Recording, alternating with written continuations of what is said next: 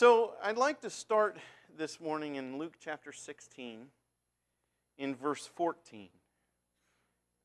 This I think is the verse that really is the central verse to interpreting the entire chapter.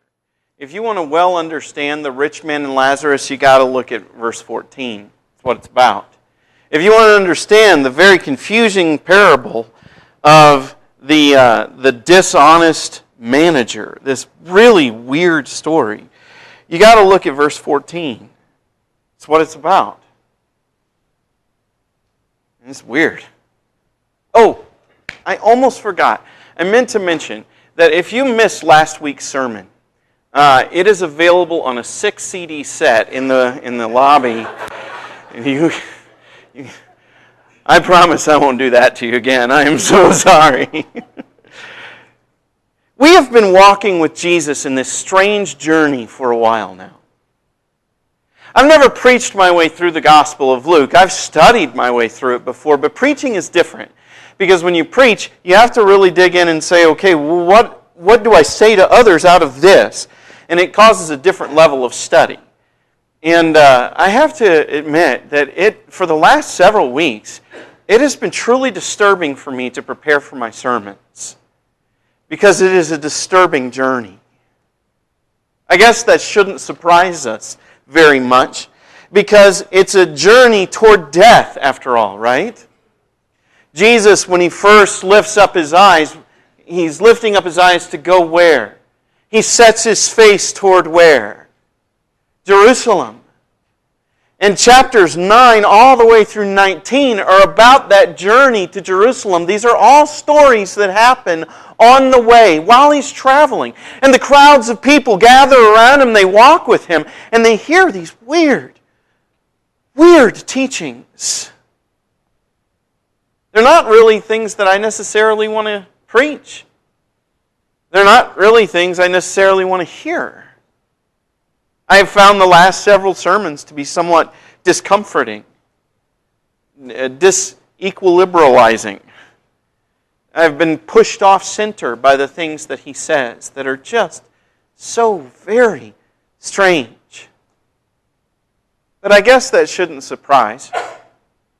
If you're making a journey toward a cross, if you're making a journey toward death, and if he's inviting you into that journey, and after all of the Gospels offer that invitation. They offer you nothing less but to come with Jesus and to die, so that you can live. Well, that's not something my flesh wants to hear. What my flesh wants to hear is, I'll take that pain away. What my flesh wants to hear is, I'll organize that so that you can have a contented, good life. I'll make things good. My flesh wants to hear the health and wealth gospel. Have you ever heard that? Have you ever heard of that? Preachers who will tell you that if you have enough faith, you'll receive blessing. And the reason that you're not receiving blessing is because you don't have enough faith and you just need to buckle down more and trust God and usually give more money so that they can buy a bigger car. And that's not real fair to all of them, but it's fair to a lot of them. But God doesn't come with a health and wealth gospel. He comes with a death gospel. A die to live gospel. A gospel that says, not, don't worry, those bad things will never happen to you, but instead that says those bad things are quite likely to happen to you. There's just nothing to worry about. Because I'll be with you, and I will carry you through. And it doesn't say, don't worry, you won't die. It says, come with me and you will die. Come with me anyway. Because my kind of dying is the kind of life you're really looking for. Perhaps nowhere else does that become more real, more painful, more challenging, more strange than when it comes to your checkbook. You know, you can keep God off in the spiritual realm if he doesn't ask for your checkbook. You can keep God over there if He doesn't deal with how you feel about your savings accounts. But when God steps into the accounting of things, suddenly He's dealing with life not in theory at all, but as you actually live it. Because money is so easy to fall in love with. And not just the things money can buy. Although, obviously, someone would ask you, what's money for? Obviously, it's to get a jet ski. Duh. What's money for? Money's for buying a boat or for a bigger house. Money's for a car. Money's for a dentist. Money's for health that I have to buy because I worked so hard to get the money that I lost my health and now I have to use all the money to buy my health back. Money's for all kinds of things, and it's easy to fall in love with those things, but it's also easy, isn't it, to fall in love with money. Because when you have money, you have security, you have safety, you have power. You have all kinds of things that this world says are important. And people who have money are important people. Why, sometimes they become president. Sometimes they make others president. Because you can't do that, can you? But someone named Rockefeller maybe can. The people who have the money run the world. And so it's so easy to want to run the world, at least my little part of it. It's so easy to fall in love with this. But folks, it is a terrible God. Money is a terrible God. You make one wrong step with it and it abuses you. It'll ruin your life. Just get a little bit into debt and you'll be surprised how quickly that compounds and how marriages break apart under the reign of money. You'll be surprised how health deteriorates under the reign of money. Because if you have none of it, your stomach churns with fear. And if you have a lot of it, your stomach churns with fear because you could lose it. It's a terrible, terrible God. It offers security, but it gives none. It offers safety, but it can't give it to you. And can you buy your life really? Oh, you can buy a doctor, but can you buy your life? Money is so easy to lose our heads about. And that's what verse 14 says. It says, the Pharisees, who were lovers of money, heard all these things and they ridiculed him. We'll deal with all these things in just a moment. But I want you to see that this whole section, chapter 16, is entirely about that problem. In the journey toward the cross, He doesn't leave out this section of our lives. We don't get to hold God over there and be safe. And then spend our money as we want to. And then have over there be, okay, all the stuff I need to get saved. But this is, I'm going to buy a boat. No, He permeates all of it. And Jesus steps toward them with one of His most challenging rebukes. You are those who justify yourselves before men, but God knows your hearts. What is exalted among men is an abomination in the sight of the Lord. And what is exalted among men? Nice clothes, nice house, nice car. Probably not the Pharisees. They probably didn't have a nice car because there were no cars. Nice donkey. One with the appropriate markings, and a little BMW stapled to its head, Those things are really lifted up, aren't they? They become signs of prestige. We get our value from them. We get our identity from them. And we justify all kinds of things. God would want me to have this. It's good for me to have this because I can use it for the kingdom. I can use it for God. I can forward His worth because I have this really nice thing. Yeah, it's true. I know somebody who's starving. And if I didn't have to buy this really nice thing so that I could forward the kingdom, Maybe I could do something about that, but someone else will have to. But I'm justified in my own sight and in the sight of everybody else. But God looks right into our hearts. You can't fool Him. You can say all you want to. Well, yeah, but I own my things. They don't own me. I have this stuff, but it's okay. And maybe that's true. It is possible to have great wealth and be well with God. Abraham did it.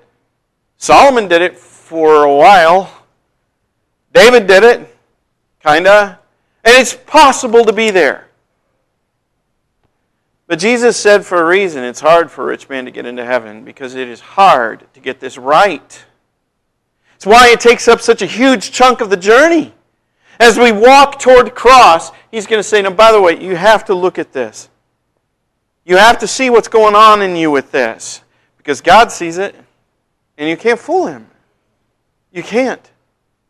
You may be able to justify yourself in front of every human person, even your own self. You can look into the mirror and feel just fine and very noble and very good. But if you are not actually a loving person, when it comes to your dollar bills, if you are not actually generous, if you don't hold your money loosely, but you hold it miserly and tight, if you aren't willing to help people in need, if you're not willing to give away even till it hurts, then God knows that. God knows your heart. And the things that people look at and say, man, look at how well that person is doing in life. People will hold people up. I mean, the stars and the famous. And we're just exalt them. And God looks at that. So many of those folks. I mean, there are rich people that God looks at and says, now that's my kid. But there are so many people that the whole world is going, look at how well they've got it.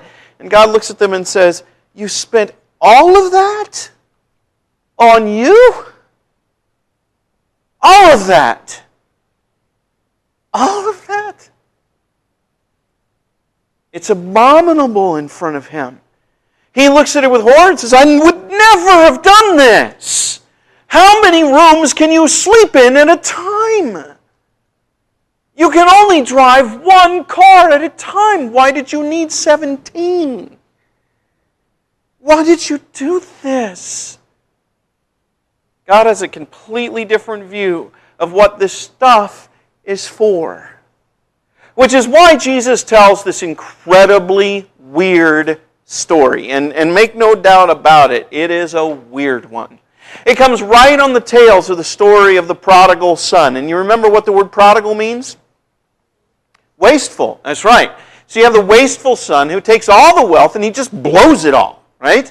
Right after that, he tells this story, and it's almost as if he said, by the way, as I'm telling the story about how people are really worth something, and that they can't destroy their worth, you have to love them no matter what they've done. Right after that, he turns toward, okay, while I'm talking about the worth of things, let me talk for a moment about the worth of things. Because I was talking about the worth of people a moment ago, but let me tell you what things are for. And so he tells this really bizarre story of a person with questionable questionable ethics. Questionable as in like mafia questionable. Okay, criminal enterprise kind of messed up. And he's going to hold that person up as an example. There's a prodigal manager. And the word is, it comes from the Greek word oikos. I can't remember the actual word. Problem of not having slides. But it means house servant. And it's often a slave's position. The person might actually be owned by the master of the house. But it's like an in-house accountant, an in-house manager. He governs all the other servants. He's basically in charge so that the master doesn't have to think about his stuff and he doesn't have to think about his money. He's a market management guy, right?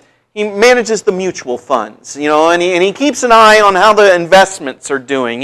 He makes sure that he has an accurate accounting of the number in the flocks, and he makes sure that the persons that are also owned together with him are doing their jobs adequately. And this guy is wasting not his own stuff. He's probably got, in a rich house like this, he's probably got some kind of stipend. He's probably doing okay with his stipend. But he's wasting the manager's stuff. Maybe he's using that like the older son wanted to in the last story. You never gave me a goat so I could celebrate with my friends. He's like, he didn't give it to me, but he doesn't know about it either, That I just didn't write it down in the books. And now there's another goat that just got born, so I'll take one, and the flock has the same number as before, and he doesn't know, and I go off and party with my friends. And someone who didn't get invited to the party, who's also in the house, is going to him going, hey, you know what he's doing? And so he gets this report that he's wasting his things, and he's like, oh, no, you didn't. And so he comes and he has to sit down with the guy, and he says, you cannot be my manager anymore. You give me an accounting. I want the books. You bring them to me. You have 24 hours. And then you're out on the street. This dishonest man that's being held up by the Lord as an example for us to look at then says, well, what am I going to do? I'm getting kicked out of where I had a pretty sweet deal going on. There was some good graft here. I could embezzle, I could swipe a little bit, I could use the master's stuff for my desires, but now I'm losing that. And honestly, my job's been all of my brain, not my back. I'm too weak to go to work. I would die if I worked. Why would I want to work? Why would anybody want to? And what does that leave? Well, I'm too proud to beg. I've been an important person in this house. When I walked through town, everybody knew my name because they all wanted to be in good with the big guy, and I was the next in command. And so I'm too proud to then turn around to those same people who all know my name, who'll be laughing at me now. What am I going to do? He says, well, I'm pretty good at graft. I'm pretty good at shady stuff. Why don't I do that? So he calls in somebody and he says, okay, what do you owe my master? He says, well, I owe him 800 gallons of olive oil. He says, all right, take your bill, write down 400. Do it fast, because we don't have much time left. He could come in at any moment. So you fix this, and I'll tell him that's what you owe. And then, what does he know? I've been running everything. What do you owe my master? And he says, I owe 1,000 bushels of wheat. And he says, okay, it's 800 now. Just cut the top off of that. And one of the commentators I read said maybe he's cutting off his like cut of things. Maybe that's how he's been squandering. But Jesus doesn't tell us that. I suspect he's cutting into the principal. He's hurting the master of the house. He's hurting him. He's like, you fire me? You get rid of me? Deal with this, buddy. The amount of wealth you've got just went down. You just had a bull market. It's called me. So he's cutting into his wealth.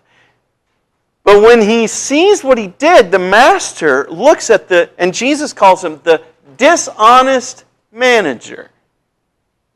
Jesus critiques the guy's character and says, by the way, this guy's a bad guy.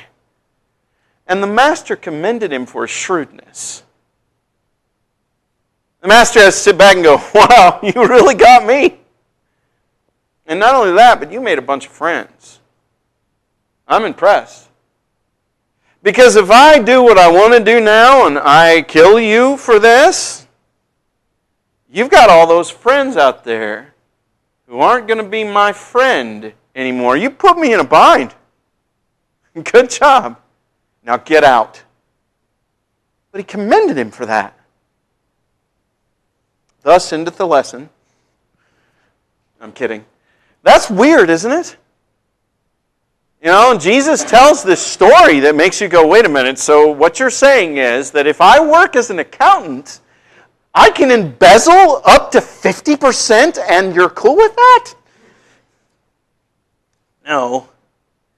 No, because notice what he says at the end of the story.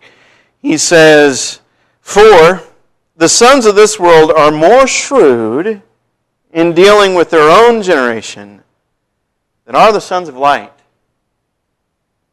Jesus makes very clear, look, this guy's not admirable, but you know him, don't you? You've seen it, haven't you? You know the world works this way. You know what's out there. And you know how they use money, don't they? You've seen this. And what did that guy do? Well, that guy suddenly came to terms with the fact that, you know what, I'm not going to live forever, and I may not live a lot longer if I don't do something. And so what is my money for? You know, if he has been acting with graft, if he's been robbing the guy, he's been putting it away, do I have enough? Apparently not, because he thought about begging. He thought the gravy train's going to go on forever, so he wasn't putting anything away for tomorrow. So what is he going to do? He knows what money is for. Money is for saving my life. And he's more shrewd about it than are the children of light. Who's that? Well, it's supposed to be anybody walking with him. Who are supposed to have at least as good of eyes as to what money really is as someone like this. We ought to at least have enough clarity to be able to realize, look, money is, it's so easy for it to take hold of me, to capture me, and to make me its slave. But that's not what it's for. So what is it for? He hadn't told you yet. He's just told you, look, there are different approaches to money, different attitudes to money. And when people are down and out and desperate, they suddenly wake up to the fact that, look, money is not everything. In fact, money is not even the most important thing. It's not even close. There are so many more important things than money. And the care of these other people were more important to him all of a sudden. He needed their protection because he was going to be without anything. And so he's suddenly going, oh, I know what money's for. It's for this. It's for me to buy my life. And so Jesus turns to them, and this is what he really has to say. And I tell you, make friends for yourself by means of unrighteous wealth, so that when it fails, they may receive you into eternal dwellings. It is so easy to know what money's for. It's for a jet ski, or a boat, or a nicer house, or a better car, or a bigger television, or a nicer cruise, or a better fill in the blank. But what Jesus says, what money is for, is it is a means to love. That's what it's for. It's a tool. A thing you can use to show hospitality. Because what hospitality does to you is more important than what money does to you. It's a way to give others joy. You know, money is necessary for you to live, right? We all know that. You've got to be able to buy food. You need to have shelter, and you need to have clothes. Now, before we get too far down that path, remember how much shelter Jesus had. I mean, maybe we could do a little better than we do if we did a little less than what we do. But what Jesus is telling us is that if you spend every bit of money on you, then your priorities are out of whack. If you have no money to be kind, then you've lost sight of what it's for. You've lost sight of what life is really about. Now, of course, disaster can come upon anybody where suddenly they have no money and they can't. You know? And there are people who are the poor who don't have money left over, even though they work so hard. He's not saying, well, you're not worth anything. In fact, if that's where you are an opportunity for the rest of us to be generous. You are an opportunity for us to find blessing for ourselves in properly using our money. Being good to you. That's what it's for. He says, you make friends so that when it fails. You remember how I started? Earth holds no treasures, but perish with using. Not one. Everything breaks down here. including your very body, it will all fail you. If you put your hope in it, it's not if it fails, if there's a bear market and suddenly you don't have what you had, if you run into a crisis and suddenly all of your savings are gone, if you have a health requirement that causes you to go into debt so that you can pay for the treatment you need, it's not if, it's when. It's all going to fail. Everything goes to rust and decay. Everything but love. Love never rusts. Love never fades. Love never fails.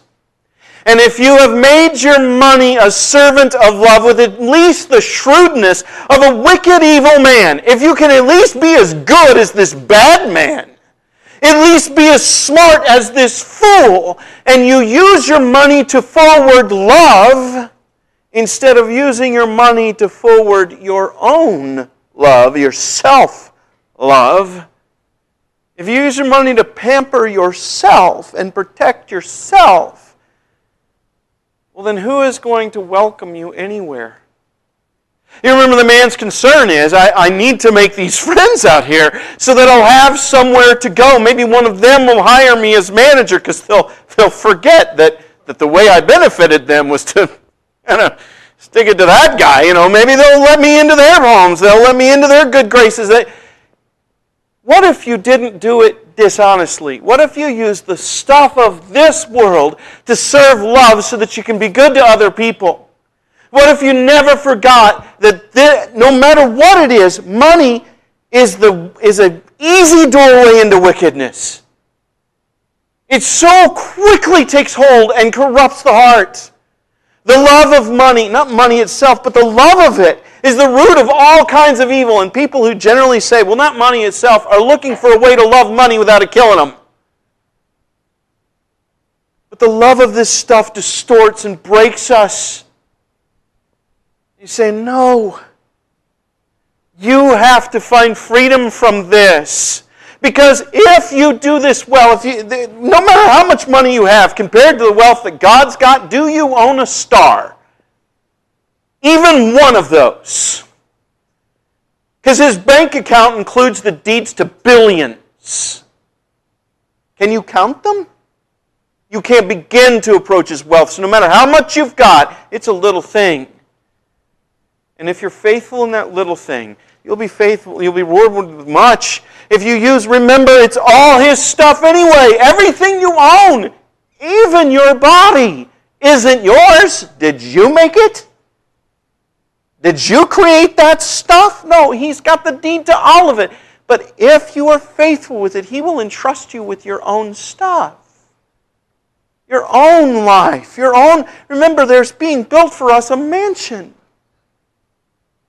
And if we do this well, we are invited into the eternal dwellings.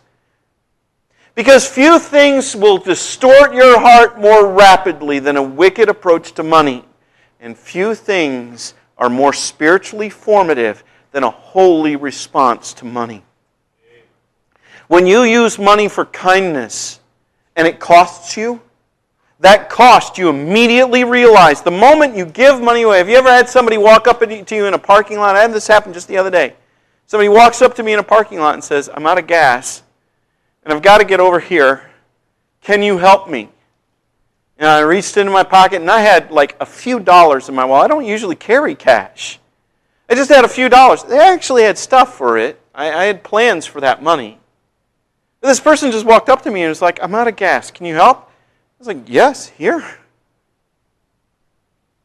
Now, immediately, there's this part of me that goes, no, I don't.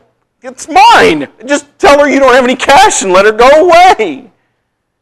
That part is broken and wicked.